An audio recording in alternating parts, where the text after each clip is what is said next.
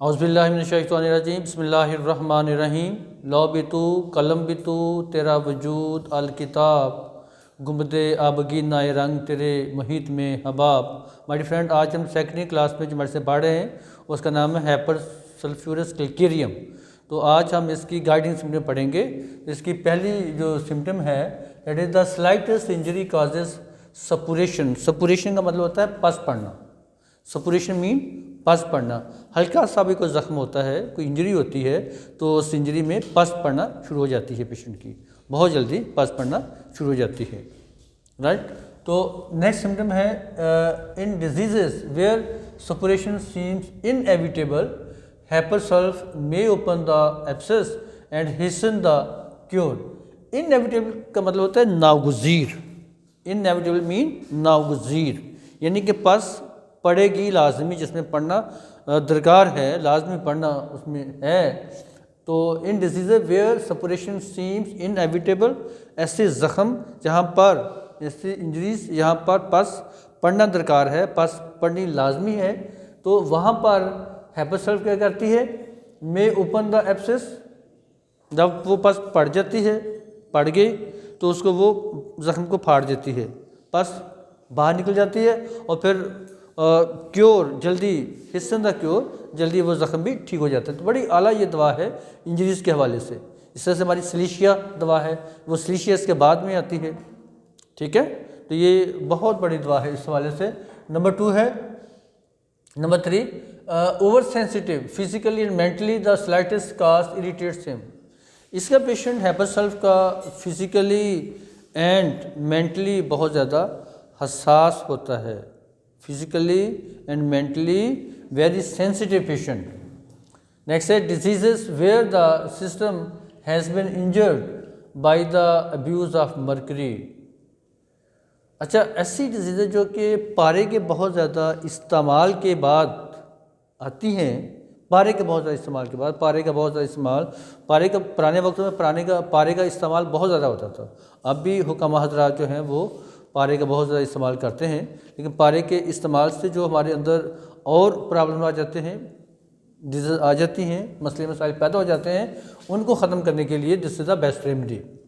तो नेक्स्ट है extremely sensitive to cold air, imagines he can feel the air if a door is open in the next room. अच्छा, ठंडी हवा से ये पेशेंट बहुत ज़्यादा हसास है, very sensitive to cold air. दूसरे कमरे में भी, यानी जिस कमरे में ये पेशेंट है उससे जो नेक्स्ट रूम है उसका भी दरवाज़ा खोलता है तो ठंडक उसको फील होती है, ठंडक इसको फील होगी वहाँ पर। इतना ये सेंसिटिव है, सेंसिटिव टू कोल्ड है, cold air.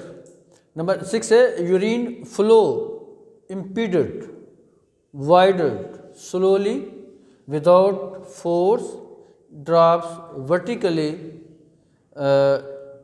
is obliged to wait a while before it passes, bladder weak, is unable to finish, seems as if some urine always remains। अच्छा, यूरिन फ्लो इम्पीडेड का मतलब होता है रुक जाना, to stop. Impeded mean to stop, void mean to pass, यानी void mean urine को पास करना, इम्पीडेड मीन यूरिन का रुकना। तो इसमें क्या है, यूरिन फ्लो इम्पीडेड रुक जाता है, या अगर यूरिन आ रहा है तो वाइडेड स्लोली, बड़ा आहिस्ता आहिस्ता यूरिन पास होता है। विदाउट फोर्स, यानी जब प्रेशर और फोर्स जो हमारी उसमें नेचुरली होता है वो नहीं होगा, तो फिर क्या होगा कि यूरिन वर्टिकली नीचे ड्रॉप होंगे, कतरे जैसे कतरे नीचे गिरते हैं वर्टिकली, इस तरह से गिरेंगे। ये बहुत बड़ी सिम्टम है ये हाइपरसल्फ की, ये यूरिनरी ऑर्गन्स के हवाले से। इस तरह वर्टिकली वो ड्रॉप नीचे गिरेंगे। Is obliged to wait, patient को कुछ देर बैठना पड़ता है। ठीक है, इसमें बेसिकली जो यूरिनरी ब्लैडर होता है, मसाना होता है, वो वीक होता है। और फिर क्या होता है कि डिज़ायर भी कंप्लीट नहीं होती, ऐसे फील होता है पेशेंट को जैसे अभी कुछ कतरे यूरिन के यूरेथ्रा में बाकी हैं। नंबर 7 है cough when any part of the body is uncovered. ये चूँकि बहुत ज़्यादा सेंसिटिव टू कोल्ड है, सेंसिटिव टू कोल्ड एयर है, तो ज़रा सा भी कोई पार्ट बॉडी का नंगा होता है, निकट होता है, तो उसको खांसी नहीं शुरू हो जाती। ठीक है ना। सिमिलरली जैसे आपका नेक्स्ट वामिका है, फीवर उस पेशेंट को हो तो पूरा ढांप के रखता है अपने आप को, ज़रा सा भी वो हवा उसको लगे तो वो जनाब उसको एग्रीवेशन होता है। तो इसका भी ये हाल है कि इसका कोई हिस्सा अगर थोड़ा सा निकट हो गया है तो उसको खांसी शुरू हो जाएगी पेशेंट को। तो नेक्स्ट सिम्टम हमारी आती है now symptom number 8, cough, croupy, choking, strangling from exposure to dry wet wind. ये क्रूपी का मतलब होता है जैसे खांसते खांसते लंबी आवाज़ जो निकलती है ना पेशेंट की, वो क्रूपी इस तरह से कफ होती है। ये खुन्नाक वगैरह में भी इस तरह की खांसी आती है। तो इसमें इसकी वजह क्या है? Exposure to dry wet wind, exposure to dry wet wind की वजह से ये इस तरह की खांसी आती है। तो नंबर 9 है sensation of a splinter fish bone or plug in the throat, quinsy when suppuration threatens chronic hypertrophy with hardness of hearing. Sensation of splinter, splinter का मतलब होता है कोई बहुत तीखी सी चीज़, पॉइंटेड चीज़ होती है आगे से। ठीक है, इस तरह की सेंसेशन, जैसे कोई चीज़ गले में कोई तीखी सी चीज़ चुभती है गले के अंदर, इस तरह की sensation of splinter. Fish bone जैसे मछली का कांटा होता है, ये are plug in the throat, या गला बंद हो गया। ठीक है, आर थ्रोट बंद हो गया। क्विंसी व्हेन सपुरेशन थ्रीटन्स, क्विंसी को इसका जो पूरा फ्लू है, पूरा हल्क अंदर से जो है वो साथ वो भी इन्वॉल्व है इसमें। और व्हेन सपुरेशन थ्रीटन्स, जब पस भी पड़ने वाली होती है, ये थोड़ी सी अभी नई पस पड़ी होती है। Chronic hypertrophy with hardness of hearing, chronic hypertrophy मसलन गले पुराने टॉन्सिल जो हैं वो पेशेंट के बड़े हुए हैं। ठीक है, और उसके साथ क्या है कि कानों की जो वो यानी समात की जो उसके अंदर सेंस है वो हार्डनेस ऑफ हियरिंग उसमें सुनाई ज़रा कम देता है, इसके साथ वो डिस्टर्ब होती है। नंबर 10 है croup, after exposure to dry cold wind, deep rough barking cough with hoarseness and rattling of mucus. Croup का मतलब होता है खुन्नाक, डिप्थीरिया।